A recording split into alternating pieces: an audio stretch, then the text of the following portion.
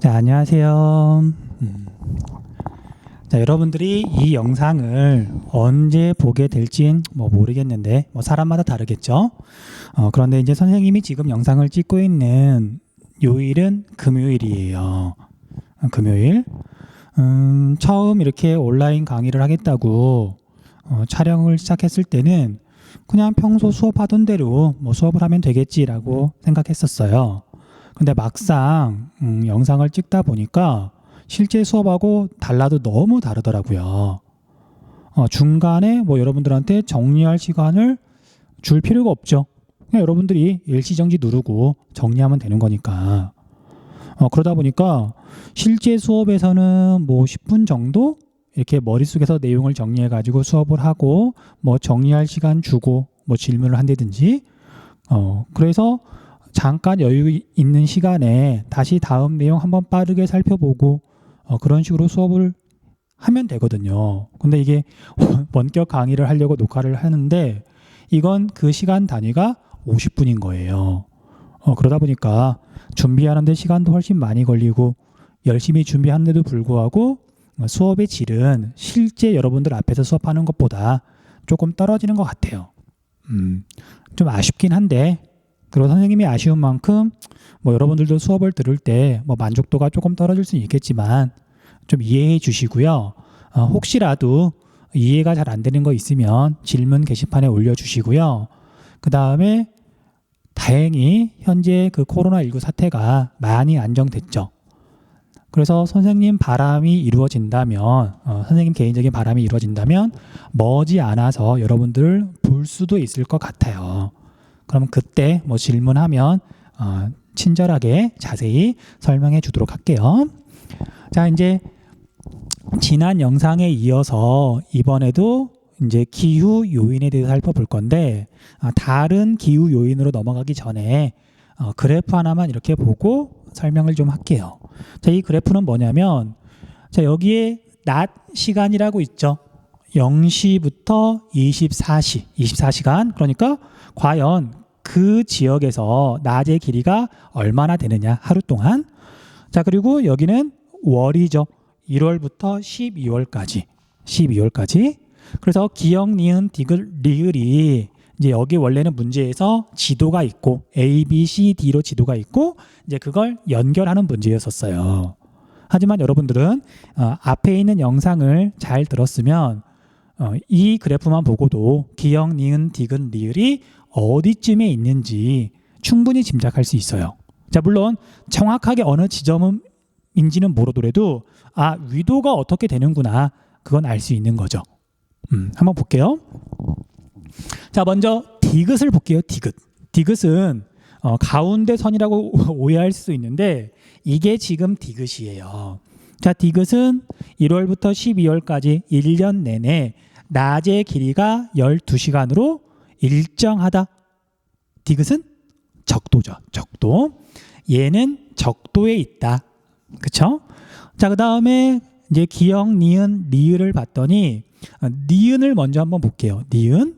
자, 니은은 1월하고 6월 무렵하고 비교를 해봤더니 6월 한 20일경 하지랑 비교를 해봤더니 6월 달에는 낮의 길이가 18시간을 조금 넘어가요. 그리고 반대로 여기 12월 달에는 낮의 길이가 6시간이 조금 안 되죠. 그냥 우리가 계산하기 쉽게 낮의 길이가 18시간이라고 한번 가정을 해볼게요. 자, 그런데 이게 6월 달에 낮이 더 기니까 니은은 남반구예요, 북반구예요? 당연히 북반구죠. 우리나라랑 낮의 길이 변화 패턴이 동일하잖아요. 자, 그런데 이제 18시간이면 그럼 밤이 몇 시간이냐면 24에서 18을 빼면 밤이 6시간이죠. 그러면 이제 자정 12시를 기준으로 앞뒤로 3시간씩. 자, 그래서 낮의 길이가 18시간이란 얘기는 새벽 3시쯤에 해가 떠서 3시쯤에 해가 떠가지고 언제 해가 지는 거냐면 21시 밤 9시에 해가 지는 거예요. 자, 여러분들 우리나라 여름철에 6월 달에 해가 일찍 뜨긴 하는데 3시쯤에 해가 떠요, 안 떠요? 안 떠요. 그때까지 그때까지란다. 그때 일어나 본 적이 없어서 잘 모르겠죠. 그럼 반대로 생각하면 돼요. 자, 우리나라 6월 달에 해가 늦게 지기는 하는데 9시에 해가 진다. 그렇진 않죠. 그 전에 해가 지잖아요. 자, 그래서 여기 니은 지점은 해가 뜨고 지는 시간을 이렇게 봤더니 우리나라보다 적도에 가깝다 아니면 우리나라보다 더 고위도에 있다. 그렇죠? 우리나라보다 조금 더 고위도에 있는 지역이다 라는 걸 알 수 있는 거예요. 자, 그럼 다시 자, 니은은 낮의 길이가 18시간이에요. 밤이 굉장히 짧아요. 근데 여기 백야 현상이 나타난다 안 나타난다? 안 나타나요. 그래서 얘는 우리나라보다 고위도 지역이긴 하지만 66.5도보다는 위도가 낮다. 그것도 알 수 있는 거죠. 그렇죠?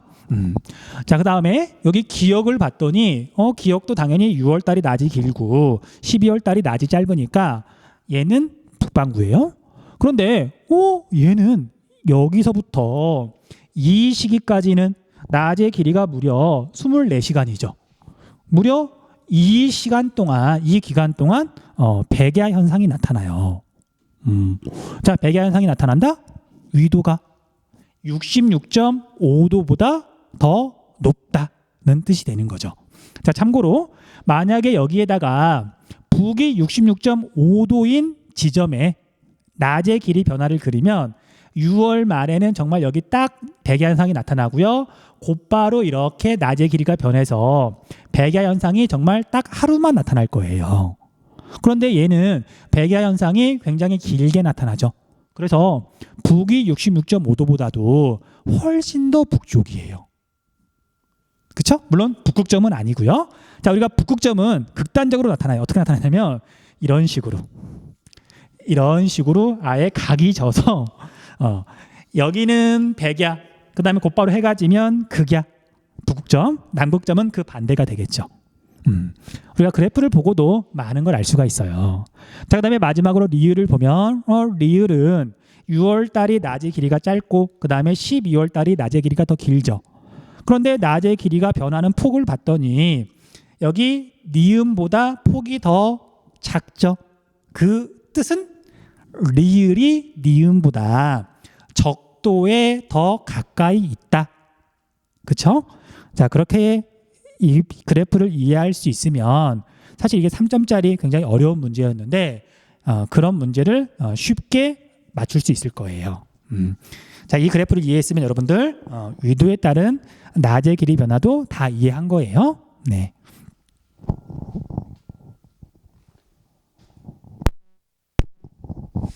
자, 이제 다음으로 넘어가서 위도가 또 영향을 미치는 걸 살펴볼 건데, 자, 그래프를 봤더니 단어가 두 개밖에 없죠. 일교차와 연교차.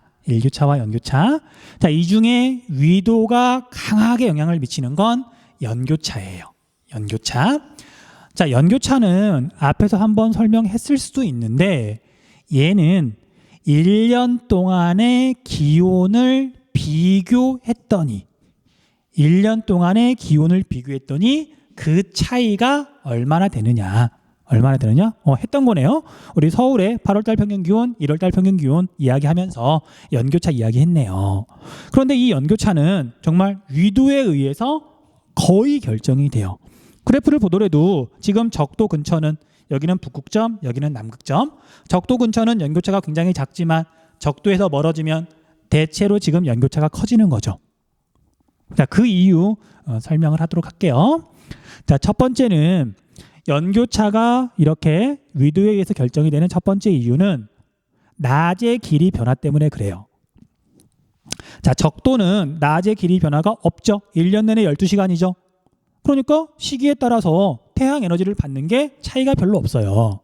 그에 비해서 북극점과 남극점은 백야 현상과 극야 현상이 나타나요. 근데 극지방은 그러다 보니까 여름철에는 그나마 기온이 올라가고 겨울철에 극야 현상이 나타날 때는 기온이 많이 떨어져요. 그러다 보니까 연교차가 뭐 30도, 40도까지도 막 나고 그러죠. 그게 첫 번째 이유예요.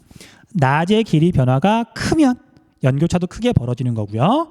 낮의 길이 변화가 없으면 연교차는 당연히 작은 거고요. 자, 그 다음에 두 번째 원인은 태양의 고도 변화 폭 때문에 그래요. 태양의 고도 변화.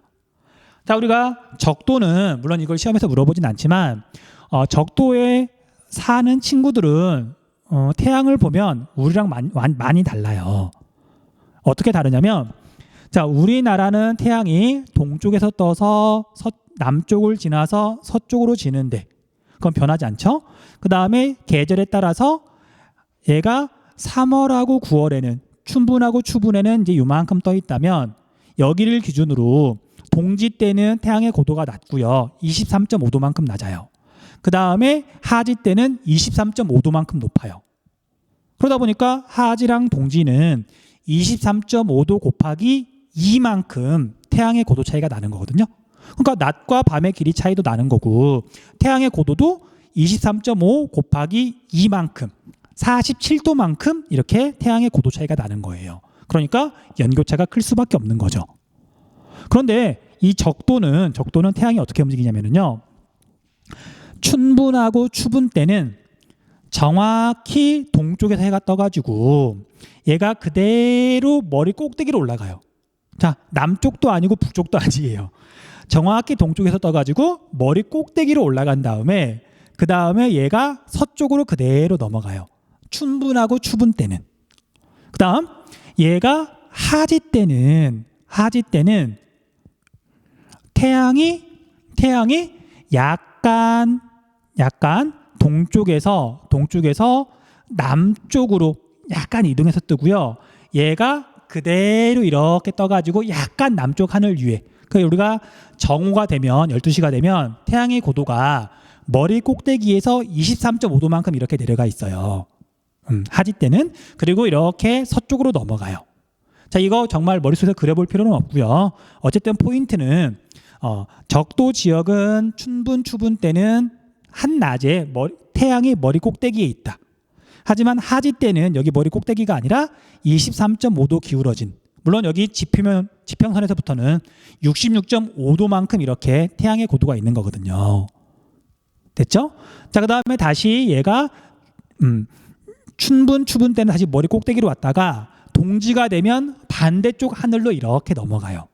그래서 머리 꼭대기에서 23.5도, 그 다음에 다시 반대편으로 23.5도 이렇게 움직이는데, 중요한 건 우리나라에서는 그 위아래로 움직이는 폭이 47도지만 적도에서는 얘가 가운데를 기준으로 이렇게 움직이는 거니까 고도 차이가 23.5도밖에 안 나는 거예요. 춘분과 추분 때는 90도, 동지와 하지 때는 여기 66.5도. 그러니까 태양의 고도 변화도 적도는 중위도나 고위도 지역에 비해서 더 적어요. 그러다 보니까 1년 내내 기온이 일정한 거죠. 됐어요? 자, 그래서 여기 그래프를 보고 숫자 외운다기보다는 한번 눈여겨봐 주세요. 자, 정말 적도 지역은 연교차가 10도, 20도, 30도, 0도 연교차가 1도, 2도 없는 거예요. 그래서 적도에 사는 친구들은 1년 내내 기온 변화를 못 느껴요. 늘 더워요. 자, 그에 비해서 우리나라 북이 38도 정도에 있는데 여기만 되더라도 연교차가 20도를 훌쩍 넘어가죠. 그렇죠? 그래서 위도가 높아지면 연교차가 커진다. 적도 근처는 연교차가 거의 없다. 알고 있으셔야 돼요.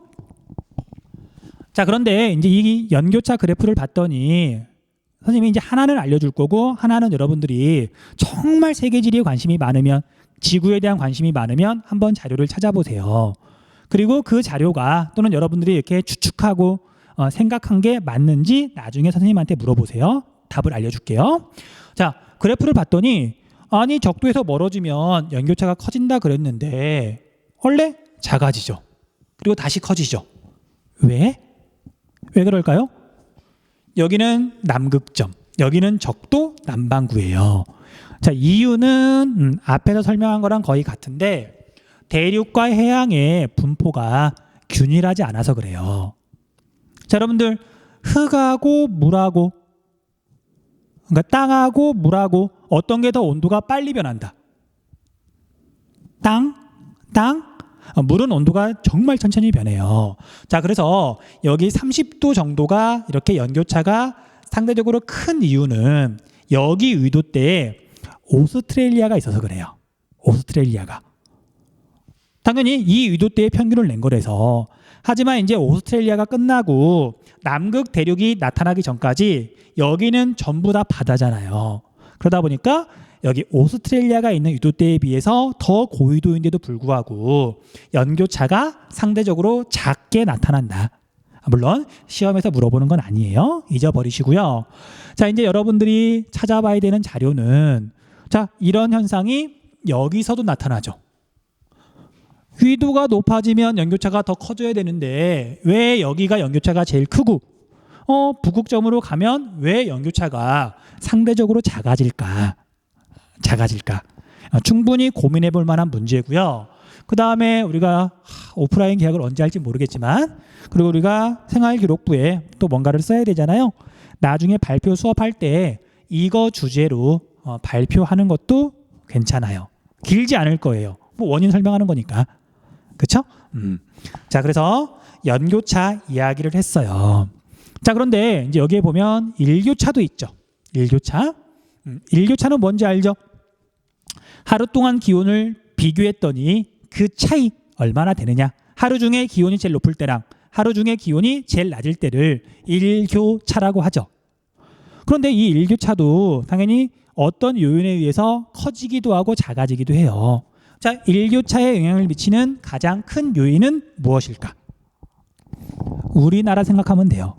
자, 우리나라에서 새벽이 제일 춥거든요. 기온이 제일 낮거든요. 새벽하고 한낮하고 기온을 비교했을 때 그 차이가 제일 적은 시기. 아침이든 점심때든 기온 차이가 별로 안 나는 시기. 그때가 언제냐면 장마철이에요. 장마철. 장마철은 아침에도 후덥지근, 점심때도 후덥지근, 저녁때도 후덥지근, 한밤중에도 후덥지근, 늘 후덥지근하죠. 자, 그에 비해서 일교차가 상대적으로 크게 벌어지는 시기는 딱 이맘때예요. 우리가 보통 환절기라고 말을 하는데 봄이나 가을에 일교차가 크게 벌어져요. 자, 요즘 보면 아침에 조금 쌀쌀했다가 점심때가 됐더니 오후가 됐더니 여름이 멀지 않은 것 같죠. 일교차가 막 10도, 15도까지도 벌어지거든요. 굉장히 크게 벌어져요. 자, 그 차이가 뭐냐면 답은 나왔죠. 건조하냐, 습하냐. 자, 그래서 일교차에 큰 영향을 미치는 건 공기 중에 수증기가 얼마나 있느냐예요. 수증기가 많으면 얘가 에너지를 붙잡아둬서 마치 담요를 덮은 것처럼 열을 보호해 주는 거고 온도를 일정하게 유지시켜 주는 거고요. 수증기가 없으면 온도 변화가 되게 심해요. 햇빛이 비칠 때는 온도가 막 올라가고 햇빛이 없으면 온도가 금방 떨어지고요. 됐죠? 그래서 이 일교차를 봤더니, 자, 우리가 적도 근처는 비도 자주 내리고 그러다 보니까 습한 편이에요. 그러니까 여기 일교차가 작은 편이고요. 그 다음에 대체로 일교차가 커지다가 다시 작아지는데 다른 건 이게 지금 설명할 건 아니고요. 그냥 여기 정도만 볼게요. 자, 우리가 북위 30도 이 근처에 뭐가 있냐면은 사하라 사막이 있어요. 사하라 사막 건조하죠. 일교차가 굉장히 커요. 그래서 일교차는 위도하고 별로 상관이 없고 여기 보면 알겠지만 들쑥날쑥하잖아요. 그렇죠? 그래서 얘는 위도하고 별로 상관이 없고 대체로 10도 내외 정도 되는데 잘 봤더니 연교차하고 일교차하고 비교해 봤더니 특징이 뚜렷한 지역이 한 군데가 있어요. 여기죠. 여기. 자, 여기는 연교차가 워낙 작다 보니까 연교차가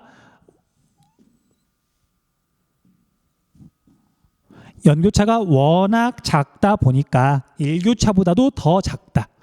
다른 위도 때는 일교차보다 연교차가 더 크게 벌어진다.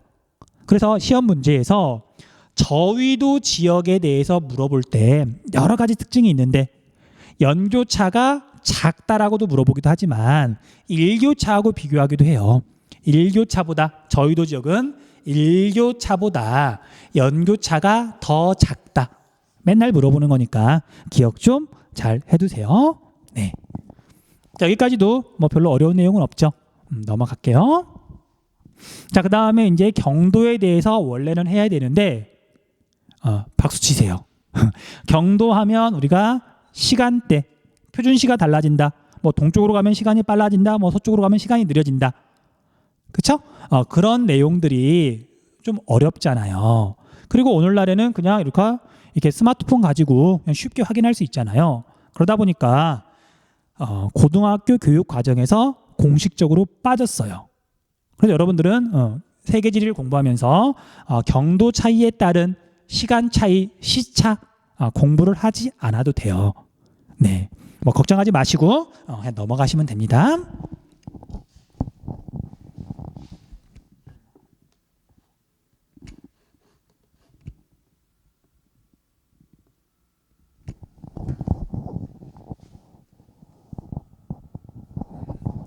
자, 이제 이어서 기후에 영향을 미치는 중요한 요인 중에 수륙 분포라는 게 있어요. 수륙 분포. 수는 물을 말하는 거고 륙은 대륙을 뜻하는 거예요. 그래서 해양과 대륙의 분포 때문에 기후가 달라진다. 기후가 달라진다. 수륙 분포는 그걸 말하는 거예요. 자, 이제 수륙 분포에 대해서 설명하기 전에 앞에서 설명했던 저위도, 중위도, 고위도 그 개념을 조금만 정확하게 잡아줄게요. 그걸 알고 나면 우리가 공부해야 되는 부분이, 살펴봐야 되는 부분이 줄어들거든요. 자, 우리가 지구를 절반만 그릴게요. 적도가 이렇게 있고요. 이렇게 만약에 북반구가 있다. 그 다음에 이렇게 3등분을 해가지고 저위도, 중위도, 고위도 지금 구분했어요.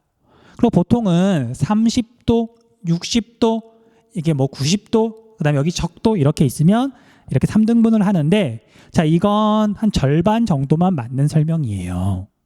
이렇게 단순하게 나눠지는 건 아니에요. 일반적으로 고등학교 과정에서는 이렇게 구분하지만, 자, 우리는 일부 몇몇 학생들은 지리 마니아가 될 수도 있으니까 보통 친구들한테는 전혀 쓸모가 없지만 지리 마니아들을 위해서 조금만 설명을 해볼게요. 자, 여러분들 적도 근처는 봄, 여름, 가을, 겨울 계절 변화가 있긴 있지만 별로 티가 안 나요.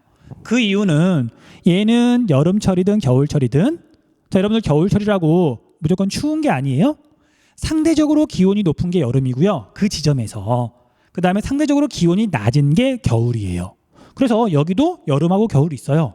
자, 마찬가지 이유로 우리 고위도 지역도 여름하고 겨울이 있어요. 근데 여기는 겨울은 엄청 춥고 여름은 덜 추워서 어차피 추운 게 똑같으니까 계절 변화가 잘 안 느껴지는 거고요. 여기는 여름에는 엄청 덥고 그 다음에 겨울철에는 조금 덜 덥고 그 차이가 있을 뿐이지 여기도 늘 더운 건 마찬가지잖아요. 그래서 잘 모를 뿐이지 여름, 겨울은 어디에나 있다. 자, 그런데 여기 적도 근처는 겨울철이라 하더라도 태양으로부터 에너지를 많이 받아요. 에너지가 넘쳐요. 근데 그 에너지가 다른 데로 빠져나가지 못하고 계속 거기에 머물러 있으면 기온이 계속 올라가서 생명체가 살 수 없는 곳이 되겠죠. 자, 우리가 자연 법칙이라고 하는 게 에너지가 많은 곳에서 온도가 높은 곳에서 에너지가 적은 곳으로, 온도가 낮은 곳으로 이동하잖아요. 그래서 적도 근처는 1년 내내 에너지가 중위도 지역으로 빠져나가요. 중위도 지역으로. 자, 그러면 여기는 1년 동안 어떤 기후 변화, 날씨 변화가 클까 작을까? 늘 일정하게 에너지가 넘치고 에너지가 늘 빠져나가다 보니까 기후 변화가 별로 없어요. 단순해요. 상대적으로. 자, 그 다음에 여기 고위도 지역은 여름철이라 하더라도 백야 현상이 나타난다 하더라도 태양이 높게 안 뜨잖아요. 그러다 보니까 에너지가 늘 부족해서 중위도 지역에서 늘 에너지가 이렇게 들어와요. 자, 마찬가지 이유로 고위도 지역도 이렇게 날씨 변화, 기후 변화가 별로 없어요. 겨울에 엄청 춥고 여름에 좀 덜 추운 거지. 추운 건 마찬가지니까. 자, 그럼 여러분들 중위도는 뭘까? 중위도는 뭘까요? 자, 중위도는 북반구를 기준으로 하지 무렵에는, 여름철에는 태양 에너지를 많이 받으니까 우리나라 8월달 생각하면 돼요. 우리나라 여름철에 열대 기후만큼 덥죠. 에너지가 남는 거죠. 그래서 중위도 지역은 여름철에는 에너지가 남아서 고위도 지역으로 에너지가 빠져나가요. 에너지가 남아서. 근데 반대로 겨울철이 되면, 우리나라 겨울철이 되면 엄청 춥죠. 그래서 다른 데서 에너지가 들어온단 말이에요. 그러니까 겨울철이 되면 저위도 지역에서 에너지가 들어와요. 다시 저위도랑 고위도는 1년 내내 에너지 균형이 일정해요. 늘 남거나 늘 모자라거나. 그런데 중위도 지역은 에너지가 남을 때가 있고 에너지가 모자랄 때가 있고. 됐어요? 여기는 늘 불이 켜져 있고 여기는 늘 불이 꺼져 있고 불이 켜져 있을 때도 있고 불이 꺼져 있을 때도 있고. 그래서 변화가 심한 곳이 중위도예요. 중위도. 자, 그럼 다시 수륙 분포라 그랬는데, 자, 적도가 여기쯤에 이렇게 있거든요. 자, 적도 근처는 대륙하고 해양하고 분명히 성격이 달라요. 그런데 얘하고 얘하고 성격이 다르긴 하지만 여기는 늘 에너지가 남아서 늘 이렇게 뜨끈뜨끈하잖아요. 얘하고 해양하고 대륙의 그 차이가 도드라지게 나타날까 아니면 그 차이가 거의 나타나지 않을까요? 예, 거의 나타나지 않아요. 그냥 늘 불을 떼다 보니까 얘도 온도가 올라갈 만큼 올라가 있고요. 얘도 그냥 온도가 올라갈 만큼 올라가 있어서 그 차이가 크지 않아요. 마찬가지 이유로 우리가 보통 60도 이상을 고위도라고 한다 그랬잖아요. 아이고, 왜 선이 안 그어지지? 이렇게 60도가 여기쯤 되는데 이렇게 선을 그었을 때 여기보다 더 고위도 지역도 대륙이냐 해양이냐에 따라서 차이가 그렇게 크진 않아요. 됐어요? 자, 그러면 대륙과 해양의 영향으로 기후 변화가 또는 대륙과 해양이 기후에 큰 영향을 미치는 곳은 어디냐면 바로 중위도 지역이에요. 중위도 지역. 됐죠? 이게 수륙 분포를 이해할 때 큰 어떤 기준 중에 하나예요. 저위도, 고위도는 버리시고요. 중위도 지역만 선 하나 더 그어야 되겠네요. 중위도 지역만 수륙 분포의 영향이 강하게 나타난다. 강하게 나타난다. 됐죠? 됐죠? 자, 그러면 수륙 분포에 따라서 뭐가 달라지는지 한번 볼게요. 화면은 지우고요. 다시 할게요. 파란색을 씁시다. 자, 이제 중위도 지역, 자, 마침 여기에 이렇게 선이 그어져 있죠. 중위도 지역만 따지면 된다는 소리예요. 자, 첫 번째 수륙 분포니까, 자, 대륙의 한 가운데를 1번이라 그러고, 그러면 여기는 대륙의 영향을 강하게 받겠죠. 그 다음에 대륙의 가장자리 부분을 2번이라 그럴게요. 2번. 자, 그러면 대륙의 한 가운데하고 그 다음에 바다랑 이렇게 접해 있는 부분하고 뭐가 다를까? 자, 대륙과 해양은 도대체 뭐가 다를까? 자, 앞에서도 한번 이야기를 했는데, 자, 에너지를 받거나 아니면 에너지를 빼앗길 때 어디가 더 온도 변화가 크다 그랬죠? 온도가 빨리 변한다 그랬지? 그렇죠. 땅이 더 온도가 빨리 변하잖아요. 그래서 자, 여기 북반구가 여름철이면 온도가 다 올라가는데 1번 지역은 온도가 많이 올라가요. 땅으로 둘러싸여 있으니까, 땅이 한가운데니까. 그런데 우리가 바닷가 지역은 상대적으로 온도가 조금밖에 안 올라가요. 바다 영향을 받으니까. 자, 반대로 겨울철이 되면 얘는 온도가 많이 떨어져요. 근데 바닷가 지역은 상대적으로 온도가 조금밖에 안 떨어진다. 그래서 온도가 높은 시기와 낮은 시기의 차이, 이걸 연교차라고 부르죠. 연교차라고 부르고, 자, 연교차를 비교해 봤더니 대륙의 가운데는 이걸 내륙이라 그러는데, 자, 대륙의 가운데는 연교차가 크게 벌어지고요. 해안가 지역은 상대적으로 연교차가 작다라고 일단 정리를 해두시면 돼요. 자, 그다음, 자, 같은 대륙의 가운데 지점이지만 아시아 대륙의 가운데를 1번이라 그러고요. 북아메리카 대륙의 가운데를 2번이라 그럴게요. 1번하고 2번하고 어디가 더 연교차가 크다? 물론 큰 차이가 나는 건 아니에요. 둘 다 연교차가 큰데 그나마 더 연교차가 큰 곳은 어디일까? 당연히 1번이 2번보다는 연교차가 조금이라도 더 커요. 대륙이 더 크잖아요. 단순해요. 자, 이런 것들이 일반 원리인데 기억 좀 해두세요.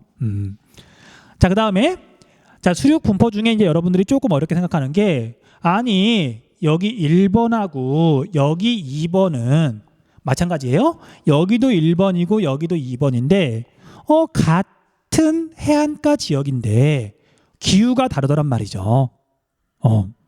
그건 왜 그럴까? 왜 그럴까? 자, 이제 우리가 이후 영상에서 편서풍, 무역풍, 극동풍을 자세히 공부할 건데 그걸 이해하면 여기를 더 정확하게 알 수 있어요. 하지만 지금은 그냥 여러분들이 그냥 이해할 수 있도록 조금만 설명을 하도록 할게요. 자, 1번하고 2번이 지금 이렇게 있는데 처음에 설명했던 것처럼 여기는 중위도 지역이에요. 자, 중위도 지역에서는 편서풍이 1년 내내 불려고 하는데 편서풍은 어떻게 부냐면 서쪽에서 불어와요. 서쪽에서 불어오는 바람이 편서풍이에요. 그래서 서쪽에서부터 바람이 이렇게 지금 불어오는데 여기만 표시를 할게요. 자, 1번 지역 대륙의 서쪽 해안은 유럽과 아시아 대륙의 서쪽 해안은 중위도 대륙 서쪽 해안은 바다에서 편서풍이 1년 내내 불어오려고 그래요. 바다에서 불어오는 바람은 바다의 성격이 나타나거든요. 자, 바다는 온도 변화가 별로 없어요. 그러니까 이 바람도 여름이건 겨울이건 차이가 적고요. 그 바람이 불어오니까 1번 지역은 연교차가 작게 나타나요. 자, 그에 비해서 우리나라인 대륙의 동쪽은 대륙에서 편서풍이 불어오다 보니까 여름하고 겨울철에 기온 차이가 되게 크게 벌어져요. 대륙은 온도 변화가 크니까. 물론 대륙 가운데보다는 연교차가 상대적으로 작지만 연교차가 굉장히 크게 벌어진다. 자, 그래서 여러분들 한국지리 공부한 친구들은 알고 있겠지만 그래서 1번과 2번의 기후를 설명할 때 이렇게 말을 하죠. 여기는 대륙의 영향을 많이 받아서 대륙의 성격이 뚜렷하게 나타난다. 대륙성 기후라고 불러요. 대륙성 기후. 자, 대륙의 특징은 뭐가 크다? 땅은 연교차가 크다. 연교차가 큰 기후를 대륙성 기후라고 부르고요. 그 다음에 대륙의 서쪽 해안은 바다의 영향을 강하게 받기 때문에 바다, 해양의 성격이 나타난다. 해양성 기후라고 부르고요. 자, 이 해양은 방금 정리했던 것처럼 연교차가 상대적으로 작은 기후죠. 이렇게 비교하시면 돼요. 자, 이제 뒤에 가서 자세히 또 한번 이야기를 하겠지만 다른 영상에서 자, 여기는 해양성 기후가 나타나는데 그 위치가 대륙의 서쪽 해안이에요. 서쪽 해안. 그래서 서안 해양성 기후라고 한다. 중위도 대륙의 서쪽에서 나타나는 기후를 서안 해양성 기후라고 한다. 그렇게만 정리하시면 돼요. 됐죠? 자, 이제 수륙 분포랑 관련해 가지고 하나만 더 설명하고 2번 이 설명은 이제 마치도록 할게요. 자, 그다음에 우리가 대륙성 기후를 설명했는데 여러분 이거 알죠? 계절풍 기후. 자, 계절풍 기후는 이렇게 꼭 중위도에서만 나타나는 건 아닌데 여러 가지 원인에 의해서 계절풍 기후가 나타나요. 근데 우리가 중위도 지역만 한번 따져볼게요. 여기 저위도 지역 말고. 자, 그러면 대륙의 서쪽하고 대륙의 동쪽은 편서풍의 영향을 받는데 이쪽은 일단 넘어갈게요. 근데 우리나라를 봤더니 편서풍의 영향을 받는데 1년 내내 바람이 서쪽에서 불어온다. OX. 우리나라 X. 여러분 잘 알다시피 우리나라는 겨울철에는 북서풍이 주로 불고요. 여름철에는 남쪽에서 주로 바람이 불어오잖아요. 자, 우리나라 여름철을 봤더니 편서풍이 분다 안 분다? 우리나라에서 안 분다. 편서풍이 불면 서쪽에서 바람이 불어와야 될 텐데 우리나라는 여름철에 서쪽보다는 그냥 남쪽에서 바람이 주로 불거든요. 그렇죠? 자, 아무튼 그래서 우리나라처럼 계절에 따라서 바람의 방향이 겨울철에는 이렇게 불고요. 여름철에는 이렇게 부는 계절에 따라서 바람의 방향과 성격이 달라지는 기후를 계절풍 기후라고 하는데 이 계절풍 기후는 대륙의 동쪽 해안에서만 나타나요. 동쪽 지역에서만 나타나요. 물론 여기 저희도 근처는 좀 나중에 이야기하기로 하고요. 자, 그래서 여기서만 계절풍 기후가 나타나는 이유는 뭘까? 자, 이건 이해할 필요는 없고요. 그냥 중위도 대륙의 동쪽은 계절풍 기후가 나타난다. 우리나라는 대륙의 동쪽에 있으니까 그렇게만 외우시면 되고요. 지금부터 설명하는 건 그냥 이해하면 좋고 그냥 어려우면 넘어가셔도 돼요. 자, 대륙의 서쪽은 편서풍이 바다에서 불어오는데 이 편서풍은 바람이 상대적으로 강할까요? 약할까요? 바다는 평평해요.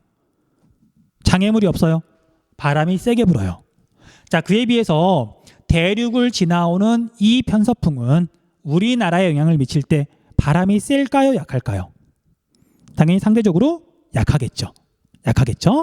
자, 그래서 편서풍의 강하기가 서로 달라서 여기하고 뭔가 차이가 생기는 거예요.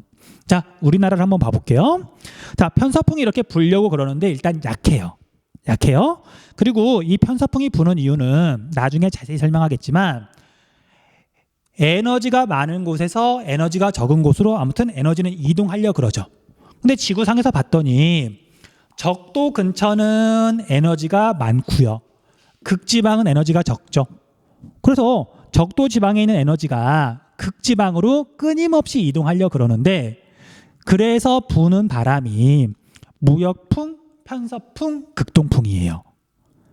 어쨌든 편서풍은 적도 근처에 있는 저위도에 있는 에너지가 극지방으로 옮겨가는 수단이다 라고 알고 있으면 되는데 이때 포인트는 에너지가 남는 부분하고 에너지가 모자란 부분하고 여기에 거리가 겁나 멀어요. 겁나 멀어서 이 편서풍, 무역풍, 극동풍은 아주 센 바람은 아니에요. 에너지가 이동해 가긴 하는데 너무 멀리 떨어져 있다 보니까 그 힘이 세진 않더라. 뭐 자석이라고 생각하면 돼요. 얘가 멀리 떨어져 있다 보니까 자석이 땡기는 힘이 좀 약할 수밖에 없는 거죠. 근데 그에 비해서 자, 우리 중위도 지역 이렇게 놓고 봤더니 1번은 대륙이고요. 여기 2번은 해양이에요. 북반구니까 6월, 7월, 8월에는 막 뜨끈뜨끈 데펴지는데 대륙하고 해양하고 1번하고 2번하고 어디가 더 온도가 높게 올라간다. 1번이 온도가 더 높게 올라가죠. 여기가 온도가 상대적으로 낮죠. 근데 반대로 겨울철이 되면 12월, 1월, 2월이 되면 온도가 떨어지는데 1번하고 2번 중에 어디가 더 온도가 낮게 떨어진다. 1번이 더 온도가 낮게 떨어지는 거죠. 자, 그래서 여기 중위도 지역은 그리고 대륙과 해양의 이 경계 부분에서는 여름철하고 겨울철에 온도 분포의 양상이 달라져요. 여름에는 여기 대륙 쪽이 기온이 더 높지만 겨울철이 되면 여기 대륙 쪽이 기온이 더 낮다. 에너지가 많고 적고 그다음에 적고 많고 그래서 에너지 차이 때문에 열 차이 때문에 바람이 불려 그러는데 적도랑 고위도랑 여기 차이 때문에 바람이 불려고 한다. 그건 편서풍이고요. 그런데 1번 지역과 2번 지역의 차이 때문에 또 바람이 불려 그래요. 여기서도 에너지 교환이 일어나야 되니까. 그런데 여기보다는 여기가 거리가 가깝죠. 그래서 우리가 여름철에 한번 봐보세요. 여름철에 편서풍이 이렇게 불려고 하는데 1번과 2번의 온도 차이 때문에 여름철에 바람은 또 어떻게 불려 그러냐면요. 얘가 이렇게 불려 그래요. 근데 편서풍보다는 얘가 센 거예요. 그럼 어떻게 될까? 얘하고 부딪히는데 얘가 더 세니까 얘가 약해져요. 얘는 사라져버리고 몸무게가 많이 나가는 친구하고 이렇게 되게 마른 친구하고 서로 이렇게 밀어내는 힘싸움을 하면 당연히 이렇게 몸무게가 많이 나가는 친구가 적게 나가는 친구를 이렇게 밀고 갈 거 아니에요. 물론 혼자 가는 것보다는 당연히 좀 느리겠죠. 그래서 여름철이 되면 얘는 사라지고 얘 바람만 남아 있는데 약해진다. 그래서 여름철에는 이렇게 바람이 부는 거고요. 자, 반대로 겨울철에는 이제 이렇게 바람이 부는 거죠. 자, 편서풍이 이렇게 지금 불려 그래요. 이렇게 불려 그러는데 뭐 겨울철에 뭐 편서풍이 불려 그래요. 자, 그런데 또 겨울철에 이번에는 여기가 온도가 낮고 여기가 온도가 높다 보니까 이런 식으로 바람이 불려 그러거든요. 자, 바람의 방향이 대체로 일치하죠. 네. 편서풍과 이 바람이 서로 만나서 더 바람이 세지는 거예요. 됐죠? 어쨌든 포인트는 대륙의 서쪽은 편서풍이 강하다 보니까 이런 온도 차이보다 편서풍이 더 세서 계절풍 같은 게 불지 않는 거고요. 우리나라를 비롯한 대륙의 동쪽은 편서풍이 약하다 보니까 여름철하고 겨울철에 바람의 방향과 성격이 달라지는 계절풍 기후가 나타난다. 그렇게 정리하시면 돼요. 계절풍 기후. 자, 이것도 수륙 분포 때문에 나타나는 특성이에요. 수륙 분포. 자, 나중에 바람에 대해서 더 이렇게 공부를 하고 나면 분명하게 명확하게 이해할 수 있을 거예요. 자, 넘어갈게요. 자, 수륙 분포 설명했고요. 자, 이 부분도 잠깐만 살펴볼게요.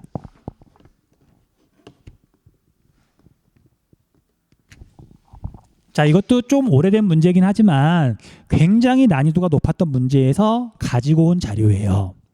자, 봤더니 자, 숫자는 도시래요. 온도고요. 그 다음에 여기 오른쪽을 봤더니 남이 30도, 적도, 북이 30도. 그 다음에 여기는 뭐 써있진 않지만 뭐 북이 60도, 거의 뭐 북극까지 표시를 한 거네요. 그렇죠? 그래서 지구를 나타낸 건데 단위가 온도예요, 온도. 자, 그런데 한번 봐보세요. 자, 온도가 크게 빠르게 변하는 곳이 있는가 하면 뭐 이런 데가 온도가 되게 빠르게 변하는 거죠. 여기 A 같은 것도 온도가 되게 빠르게 변하는 거죠. 그런데 여기나 이런 데는 3도, 뭐 5도, 여기는 3도에서 여기 또 3도까지 그냥 거의 똑같은 거죠. 이런. 자, 그래서 얘는 과연 어떤 온도를 나타낸 것일까? 어떤 온도를 나타낸 것일까? 자, 우리가 지금까지 배웠던 온도 뭐 몇 개 안 되잖아요. 자, 얘는 과연 연평균 기온일까요? 아니겠죠. 적도가 숫자가 작잖아요. 적도에서 멀어지면 지금 숫자가 대체로 커지죠. 우리가 이렇게 지금 배운 개념 중에 딱 하나만 이렇잖아요.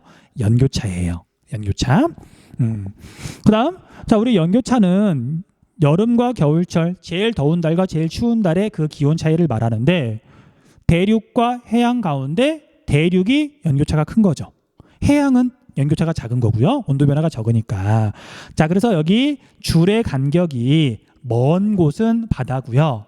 상대적으로 조밀한 곳은 육지예요. 그리고 극단적으로 이렇게 변하는 곳은 여기는 바다고 이쪽은 대륙이니까 여기는 해안선이 되겠죠. 그래서 간단히 한번 그려보면 여기는 아마 대륙이 이런 모양으로 있을 거예요. 이런 모양으로 있을 거고 여기도 뭔가 대륙이 있는 거죠. 대륙이 있는데 비어있긴 하지만 아마 육지가 대륙이 되게 좁겠네요. 어디예요? 아메리카. 그 다음에 이쪽에 와서 봤더니 이렇게 연결이 되고요. 여기도 이렇게 봤더니 쭉 연결이 돼서 거대한 지금 대륙이 있어요. 아프리카, 유럽, 아시아 적도가 있으니까. 그 다음에 여기는 다른 데는 지금 되게 작은데 여기만 이렇게 마치 섬처럼 이렇게 혼자 독립해 있죠. 여기는 지금 오스트레일리아. 이렇게 간단하게 또 지도를 그리고 나면 대체로 이해가 되겠죠? 자, 그리고 이 문제는 뭐 이 정도만 파악하면 뭐 정답을 쉽게 찾을 수 있었어요. 그리고 여러분들도 뭐 이 정도만 구분해 놓으세요. 넘어갈게요. 자, 얘는 뭐 필요 없는 거고, 그 다음에 해류 부분인데 간단하게 설명할게요.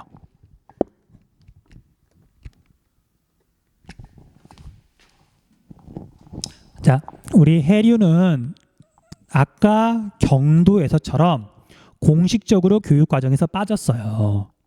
뭐 해류가 어떻게 흐르느냐 그런 건 절대 안 물어보고요. 다만 나중에 건조 기후할 때, 사막할 때 차가운 바닷물, 한류의 영향으로 만들어지는 사막이 있거든요. 그것만 물어봐요. 물어본다기보다는 얘는 해류가 아니라 사막 때문에 나오는 것일 뿐이라서 그때만 좀 알아두시면 되고요. 해류는 그냥 넘어가도 되는데 다만 딱 한 가지만 그냥 체크를 좀 하려고요. 그게 뭐냐면 난류와 한류예요. 쉽게 생각하면 돼요. 자, 적도 근처는 에너지가 남고 극지방은 에너지가 부족해요. 그럼 적도 근처의 에너지가 끊임없이 극지방으로 옮겨가야 되는데 옮겨가는 수단은 크게 두 가지. 하나는 바람, 두 번째는 바닷물. 그래서 지도가 나왔을 때 그리고 해류가 표시가 됐을 때 적도에서 멀어지는, 적도는 이렇게 있는데 적도에서 멀어지는 바닷물의 흐름은 난류예요. 난류. 위치 같은 거 외우지 말고요. 적도에서 멀어지는 건 난류다. 자, 얘는 난류. 잠시만요. 자, 우리가 그래도 선생님이 이렇게 칼라를 이렇게 중요하게 생각하진 않잖아요. 여러분들 잘 알다시피 내가 색깔 구별을 잘 못하니까. 하지만 난류하고 한류만큼은 빨간색하고 파란색으로 표시를 해볼게요. 자, 적도에서 멀어지는 거. 멀어지는 건 난류. 자, 이거 난류예요. 이것도 난류예요. 그 다음에 얘도 난류네. 난류죠? 그쵸? 그 다음에 반대로 적도 쪽으로 오는 바닷물은 한류예요. 고위도에서 지금 적도 쪽으로 오는 거니까. 자, 그래서 한류를 표시해보면 얘 한류예요. 그 다음에 얘 한류예요. 그쵸? 그 다음에 뭐 여기도 한류라고 이렇게 표시가 되어 있는데 이런 것들이 지금 한류더라. 적도에서 멀어지면 난류고요. 적도 쪽으로 오면은 한류다. 그렇게 기억하시면 되고, 그 다음에 아까 말했던 것처럼 한류의 영향으로 사막이 만들어지기도 하는데 두 개 정도만 기억하면 돼요. 그게 뭐냐면 여기에 흐르는 한류, 여기에는 한류가 있다.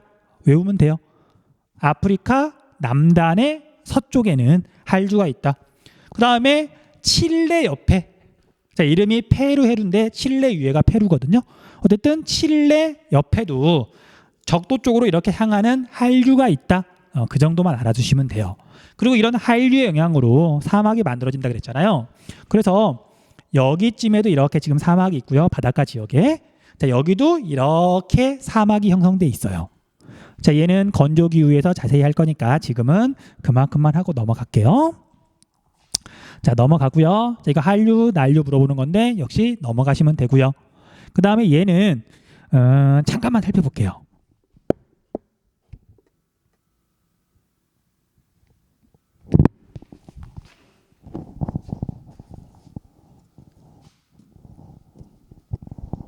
자, 이것도 한류냐 난류냐 물어보는 문제에서 가지고 온 건데, 자, 얘는 뭐 사실 한류하고 난류를 물어보려고 뭐 살펴보려고 이렇게 제시한 건 아니고요. 선생님이 제시한 건 아니고 지도를 좀 보려고 끼워 넣은 거예요. 자, 여러분들 세계지리를 공부하면서 우리가 자주 보는 지도는 이게 네모 반듯한 지도죠. 보통은 메르카토르 도법으로 만든 세계지도를 자주 보는데, 근데 문제 난이도를 높이기 위해서 다른 도법을 이용한 지도를 제시하기도 해요. 그 대표적인 게 이런 지도예요. 이런 지도. 그래서 이렇게 한 번만 좀 꼼꼼하게 보면 이런 문제를 아주 쉽게 맞출 수가 있는데 많은 학생들이 아무리 꼼꼼하게 보라 그래도 안 보더라고요. 보통은 이게 3점짜리로 나오는데 3점짜리가 아니더라고 하더라도 이것 때문에 등급이 갈리는데, 그래서 우리가 앞으로 어떻게 될지 모르겠지만 지도를 한 번만 좀 꼼꼼하게 볼게요. 자, 일단 지도를 봤더니 두 개로 나뉘어져 있고요. 여기 북이 90도, 여기 남이 90도라고 써 있죠. 북극점, 남극점이에요. 북극점, 남극점. 그 다음에 북이 60도, 북이 30도. 그 다음에 여기 가장자리는 아마 적도가 될 것이고요. 얘는 남이 60도, 남이 30도. 그 다음에 여기는 거의 적도가 되겠죠. 뭐 완벽하게 적도는 아닌 것 같고요. 여기가 지금 동심원은 아니니까. 자, 그런데 이제 여기에서 학생들이 이제 대륙 같은 걸 잘 못 찾아요. 답답해 미쳐버릴 것 같아요. 자, 사실은 구체인 지구를 평면으로 만들어 놓은 게 지도인데 그냥 구를 있는 그대로 바라봤을 때 대륙을 구분을 못한다? 좀 문제가 있는 거예요.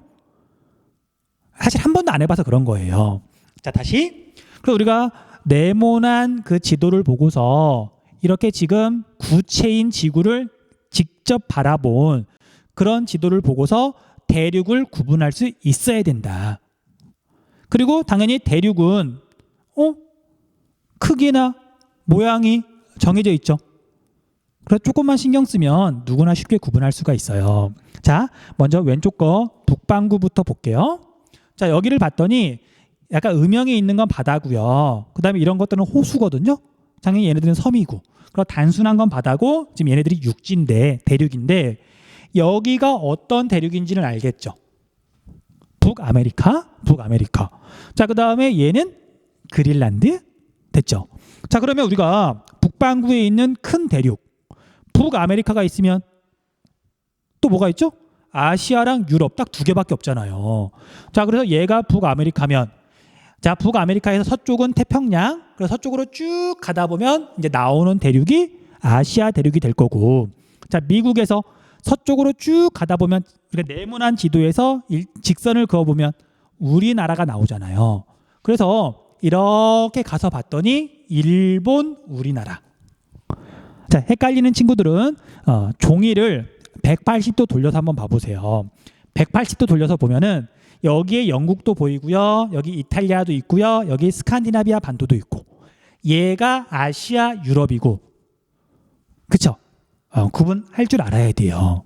어차피 북반구에는 아메리카, 북아메리카, 그 다음에 아시아, 유럽밖에 없는데 이게 모양이 조금 일그러졌다 하더라도 우리가 늘 보던 거랑 조금 다르다 하더라도 구분할 수 있어야 되죠. 자, 정 헷갈리면 나중에 나중도 아니죠. 자, 여러분들이 구글 어스는 아마 깔았을 거예요. 설치했을 거예요. 구글 어스에서 지구본 모양이니까 그거 이렇게 돌려가면서 한번 봐보세요. 한 번만 보면 1등급이 올라가요. 한 번만 보면 꼭 봐주세요. 그 다음 남반구도 비슷해요. 자, 남극점 주변으로 이렇게 지금 대륙이 있죠. 남극 대륙이에요. 기억나는 게 작년에 이렇게 수업을 하는데 여러분들 선배들이 남극점 주변에 이렇게 큰 대륙이 있다 그러니까 깜짝 놀라더라고요. 남극 대륙이 있는지 몰랐대요. 그리고 반대로 북극점 주변에는 지금 대륙이 없죠. 빙하로만 덮여 있지 땅은 없어요. 자, 그래서 북극은 북극 해고요. 여기 남극은 남극 대륙이에요. 물론 남극 대륙 주변이 남극해라고도 부르지만 북극해, 남극 대륙. 그리고 이 남극 대륙은 어마어마하게 커요. 그린란드, 남극 대륙. 그렇죠? 차이가 엄청나게 나잖아요. 그래서 큰 대륙이 남극에 있다. 자, 그럼 보세요. 남반구에는 이제 우리가 알고 있는 큰 대륙이 당연히 몇 개 없잖아요. 섬처럼, 물론 대륙이지만 섬처럼 보이는 게 오스트레일리아, 오세아니아. 얘가 지금 오세아니아죠. 자, 이렇게 보면 오세아니아가 이렇게 있고요. 그러니까 오스트레일리아가 여기에 있고 여기 큰 섬 두 개로 이루어져 있는 뉴질랜드가 있죠. 그렇죠? 자, 그 다음에 여기를 봤더니 뾰족하게 생긴 그렇다고 날카롭게 생기진 않았고요. 대륙이 하나가 있고 그 다음에 그 옆으로 상당히 큰 섬이 있죠. 그리고 오스트레일리아에서 봤더니 오스트레일리아는 이제 이렇게 지금 뒤집어서 봐야 되는데 이쪽이 태평양이고 이쪽이 인도양이 되잖아요. 그럼 인도양을 건너서 이렇게 가다 보면 나오는 건 아프리카. 얘는 마다가스카르. 잘 모르겠으면 종이를 돌려보세요. 자, 그 다음에 이제 오스트레일리아에서 뉴질랜드를 지나서 태평양을 건너서 나오는 대륙, 여기가 남아메리카. 남아메리카. 대륙 3개밖에 없고 그 모양도 다 다른데 그리고 모양이 변하는 것도 아닌데 한 번만 눈여겨서 보라고요. 정말 이런 지도가 나오면 정답률이 뚝뚝 떨어져요. 뚝뚝. 지도를 볼 줄 몰라서. 한 번만 봐주세요. 자, 그래서 해류까지 간단하게 살펴봤고요. 자, 나머지 것들은 정말 간단해서 빨리빨리 넘어갈게요. 자, 지구과학을 하는 친구들은 이 그림 많이 봤을 거예요. 자,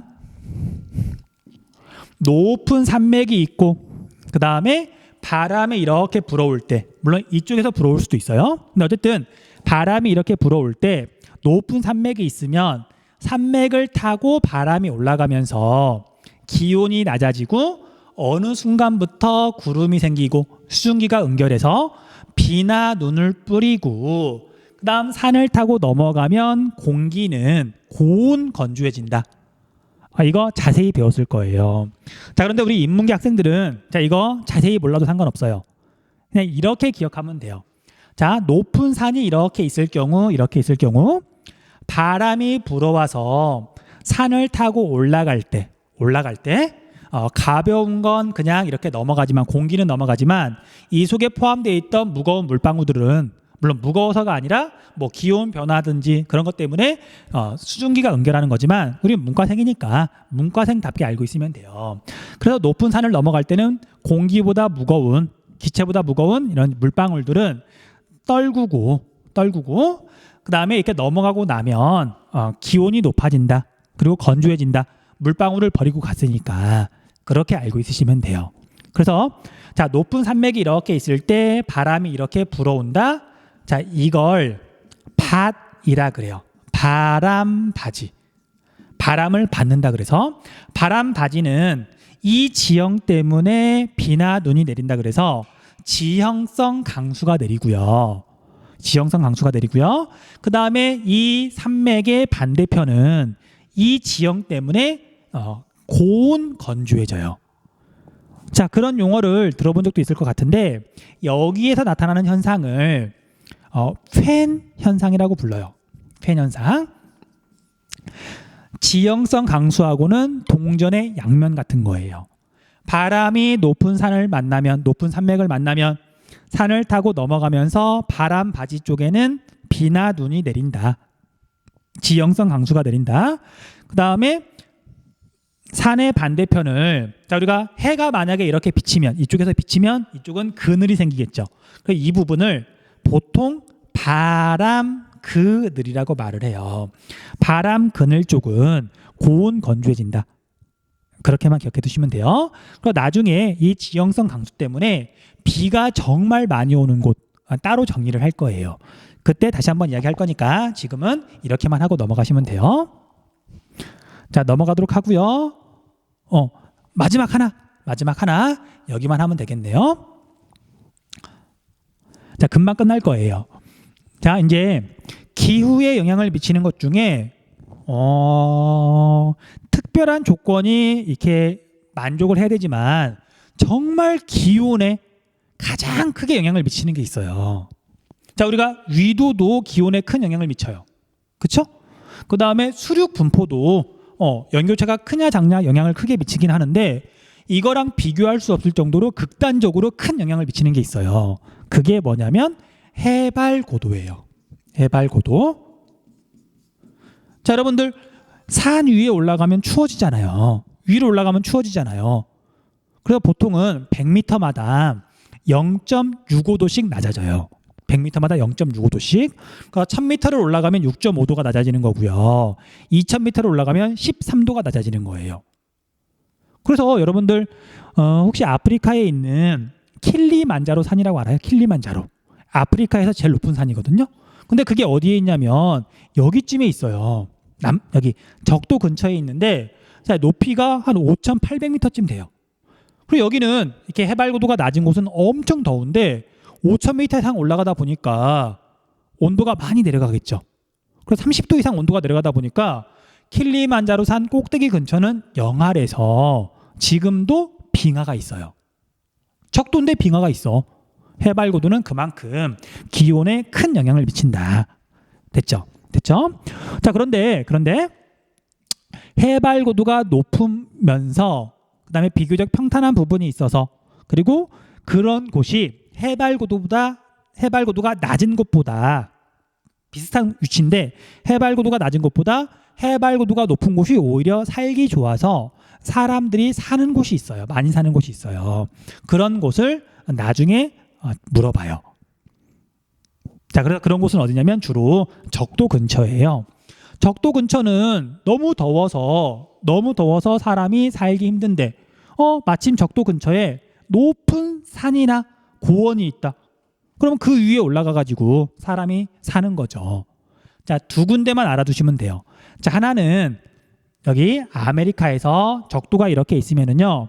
자, 여기 쭈글쭈글하게 표시가 되어 있는데 안데스 산맥이에요. 안데스 산맥인데 적도 근처의 안데스 산맥에서는 오히려 해발 고도가 낮은 곳보다 기온이 일정하게 낮기 때문에 사람이 살기 좋은 기후가 나타난다. 그렇죠? 이런 기후를 뭐라고 부르냐면 고산 기후라고 불러요. 고산 기후. 그리고 이런 고산 기후는 보통은 열대 기후 지역인데, 그리고 열대 기후 지역은 사람이 살기 힘들지만 너무 더우니까, 하지만 고산 지역은 오히려 사람이 살기 좋다. 열대 고산 기후라고 말을 해요. 자, 이런 곳이 한 군데가 더 있어요. 어디냐면 아프리카 쪽에. 자, 이렇게 적도가 있으면 뭐 완전 적도는 아니지만 적도 근처에 여기도 쭈글쭈글 하거든요. 자, 우리나라랑 비교해 보면 거의 적도잖아요. 그래서 여기도 해발 고도가 2000m가 넘어서 사람들이 오히려 살기 좋은 기후가 나타나요. 자, 여기 있는 나라 이름은 에티오피아. 에티오피아. 그래서 우리가 수업 거의 처음에서 나라 이름을 정리할 때 에티오피아 강조했었죠. 자, 고산 기후 때문에 자주 물어봐요. 네, 에티오피아 꼭 알아두세요. 그래서 여기도 열대 고산 기후가 나타난다. 안데스 산맥 일대, 물론 적도 근처에서 열대 고산 기후가 나타난다. 기억해 두셔야 돼요. 근데 여기까지 설명했는데 어떤 학생들이 물어봐요. 아니 선생님, 세계에서 평균 해발 고도가 제일 높은 고원은, 그리고 굉장히 넓은 고원은 티베트 고원이라고 알고 있는데 거기는 고산 기후 아니에요? 라고 물어보더라고요. 자, 티베트 고원이 어디냐면요, 인도, 중국. 인도 대륙이 중국이랑 충돌하면서 히말라야 산맥이 생겼어요. 그래서 인도와 중국의 그 경계는 히말라야 산맥이고요. 이 충돌로 중국 쪽 여기 부분이 높게 솟아서 엄청나게 큰 고원이 만들어졌어요. 평균 해발 고도가 4000m가 넘어요. 엄청 높아요. 자, 그래서 여기도 고산 기후예요. 고산 기후. 근데 중요한 건, 자, 여기는 지금 우리나라랑 유도가 비슷하죠. 중위도 지역은 해발 고도가 낮은 곳이 사람이 살기 좋잖아요. 근데 백두산보다 더 높은 곳, 4000m 이상 높은 곳은 이제 너무 추워서 사람이 살기 힘들잖아요. 자, 그래서 여기는 이제 온대 고산 기후라고 말을 하는데 사람이 살기 너무 힘드니까 시험 문제에서 다루지 않아요. 자, 여기는 위도만 놓고 보면 온대 기후가 나타날 것 같지만 실제로는 여기처럼 한대 기후가 나타나요. 엄청 추워요. 그래서 여기는 고산 기후로 뭐 다루지는 않는다. 그렇게 좀 정리 좀 할게요. 자, 여기까지 하면 이제 기후 요인에 대해서 좀 꼼꼼하게 정리를 했고요.